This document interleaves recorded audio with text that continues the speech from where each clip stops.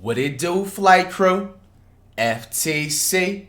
Flight team stand up! We got the man Jimmy High Roller. The NBA is getting weirder by the day. I can agree. The Warriors are out. on top of the NBA again. That's the right. Eastern Conference is winning more games. Say it than louder the for the Western ones in the Conference. back. Damian Lillard forgot how to shoot a basketball. Kyrie Irving is nowhere to be found, and the reigning league MVP nearly took the man's head off. Man, I The wish we NBA got that season replay when I just reacted to started, highlight. and things are already getting crazier by the day. Today's video is brought to you by SeatGeek. Alrighty. 310 pounds. James Harden, of the best. I told you last season that. What if I told you last season that 3 weeks into the 2021-2022 season, the Wizards and the Bulls would be two of the best teams in the league? Tyler Hero would be averaging more points than Devin Booker, Damian Lillard, and James Harden. The Bucks would look mediocre, and Zion Williamson weighs 310 pounds and is still missing games. Let's not knock off his weight, man. You might not have you trouble mess with believing Zion over here, part, man. But everything else would sound far-fetched. Just a few weeks into the season, and this is the reality of the NBA. With one of the most dynamic offenses in the league, the Bulls can be proud about something other than that one bald guy that played for them 3 decades ago. The 76ers also possess one of the best records in the league despite Ben Simmons refusing to suit up, with him and his jump shot still not ready to play. Zion Williamson had an incredible season last year, but has taken a few steps back as he continues to rehab from an injury and has gained substantial weight in the process. Reports claiming his weight being upwards of 315 pounds. Now, I'm not going to mock the man about his physical appearance, but Charles Barkley will. Chuck, you had a visceral reaction to this. It looked like me and Shaq had a baby. Bro, you wrong for that, bro. It looked like Chuck and me and you had a baby. Bruh. You wrong for that, dog. You good, Man, Zion gonna have the best comeback. Years old, Zion Come on, has Zion. already had multiple major injuries, surgeries, and he is struggling to get into playing shape. All red flags for an ultra-talented young player. Hopefully he can crack down on these issues and at least give himself a shot at reaching his full potential. Kyrie Irving is still inactive and showing no signs of getting back on the courts anytime soon. I mean, this has got to be frustrating for KD. Man's left arguably the best team ever assembled, front row seats on Easy Street, rings all but guaranteed, to come to Brooklyn to play with a watered-down James Harden and a point guard who has no intention of playing basketball in the near future. And in a weird and oddly satisfying turn of events, the Warriors are somehow on top of the NBA. Let's go! Steph Love to Curry see continues it. to play We're at not an losing a MVP game for the level rest of and the bring season. the best out of his teammates, and has seemingly duplicated himself in the form of Jordan Poole. The Warriors are doing all of this without Klay Thompson, who is expected to make his long-awaited return sometime around Christmas. According to Basketball Reference's MVP tracker, these are the current top 10 leaders for the MVP award, with Stephen Curry in first at the moment. Now, of all the numbers and positions that will change as the season continues, this list is the most likely to be completely different when it's all said and done.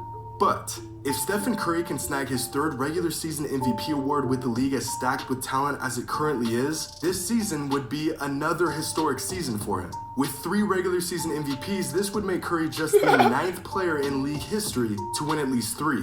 Meanwhile, the most likely winner is currently nowhere to be seen on the MVP tracker. Because like many other stars and superstars, Luka Doncic has been struggling on offense so far this season. Really? When I say other stars and superstars, I'm not just talking about a couple players who have gotten off to a slow start this season. Multiple superstars have been playing worse than they have in years. After averaging 31 points per game over the last 2 seasons, Bradley Beal is averaging just 24 points per game on 39% shooting from the field and just 25% from deep. Damian Lillard is struggling as well, averaging just 19 points per game on 35% shooting from the field and just 23% shooting from 3. This man is one of the greatest scorers in the history of the league, and there's no glaring explanation for his shooting drought. Luka's scoring numbers are way down. Trae Young's numbers are down, Booker's, MPJ's, De'Aaron Fox, and most surprisingly, James Harden. We all know how well Harden could put the ball in the hoop. The man could give you 25 a game in his sleep, and yet he's only Jimmy High Roller, nice vocab, nice lingo. Now sure, some of these players don't have the same exact scoring role this season as they've had had in past shirt of seasons, that. but none of this explains just how drastic this scoring shift has been. So, what's going on? Well, to answer that question, we have to zoom out a bit and look at numbers from more players. Last season, after 72 games, when it was all said and done, 12 players averaged over 26 points per game, the highest total of such scoring averages in NBA history. This season, just 3 weeks in, and only 6 players are currently averaging 26 plus points per game, just half of the total from last season. If we take all of the NBA All-Stars from last season and average out their points per game, they averaged a combined 25.4 points per game throughout the entire season. Those same players this season are averaging just 21.2 points per game. As a whole, the league's most elite scorers are having trouble scoring. But here's the interesting part. The entire league is not seeing the same dip in offensive production. The total offensive output from NBA teams this season is just slightly lower than the averages from previous seasons. Same with the league average in true shooting percentage from this season and the league average true shooting percentage from previous seasons. Even crazier, the pace of play this season is higher than it's been in previous seasons. In fact, the number of players who are averaging 18 points per game or more this season is also higher than it was last season. So if the league as a whole is not in some sort of scoring drought, why are so many of the league's top players in one? Well, a few players blame the new NBA ball for their shooting struggles. Similar to the situation in 2007, the NBA changed the league's official ball this season, and some players are not a fan of it. But if the ball is the problem, then everyone across the board would be dealing with the same issues. And this isn't the case. Some people say it's still too early in the season to be making any sort of conclusions yet. But we've actually seen enough action to see a pattern here. A new change to the game that we just discussed before the start of the season that has turned some of these players' games upside down. And that change is the new foul rule. After the league decided to crack down on what they consider to be shooting fouls, some of the league's most premier scorers are not seeing the same foul calls they were seeing in past seasons. As a whole, the free throw rate of the best scorers in the league are down. Players that built this fail-safe offensive option into their bag just got this move ripped away from them. And they now have to resort to, actually scoring the ball like everyone else. Now, it's not that these players are shooting far less free throws, but knowing that they won't get bailed out on bad shots has forced them to change a massive component of their game, completely throwing some of these guys out of rhythm. You'll notice that players who never added this tactic to their game haven't really seen this same dip in scoring from last season to this season. That means guys they're like true Giannis, all-stars. DeRozan, Morant, Levine, Jimmy Butler have all gone virtually unaffected by this change because they never needed this gimmick to get a bucket in the first place. Jay Morant was This averaging rule change has 26. also affected superstars disproportionately in Butler, relation Jimmy's to averaging average 25, players. 5 a.m. Superstars get superstar calls that other players would never get on offense. So while seemingly average players had to really hone in on Randall the skills John. to get a bucket, knowing that refs wouldn't give them the benefit of the doubt,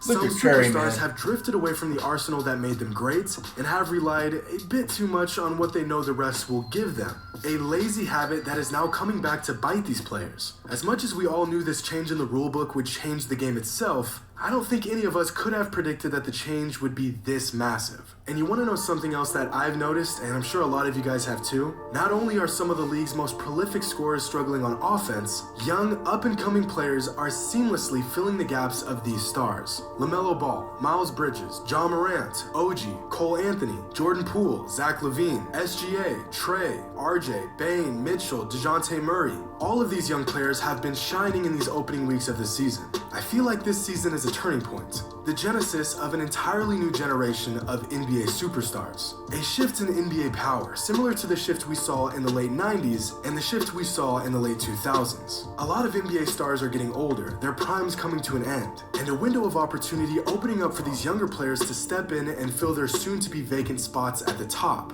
And I'll tell you what, these young guys are built different. They are not afraid to go toe-to-toe with players that they once looked up to. They aren't starstruck or caught up in the moment. They will go at your neck every single night without hesitation, which is a large reason why I think we are seeing so much new parity in the NBA this season. There's no clear favorites or powerhouse team, and that makes every game and every matchup that much more exciting. So let me know who your favorite young player is. Who do you expect to make the leap this season? And who are your must-watch teams? Comment Warriors down winning below, the championship. subscribe, and as The Warriors do always, everything better. Until next time. That's Jermaine. Coming up on the last Rats News, man. On the 5 million.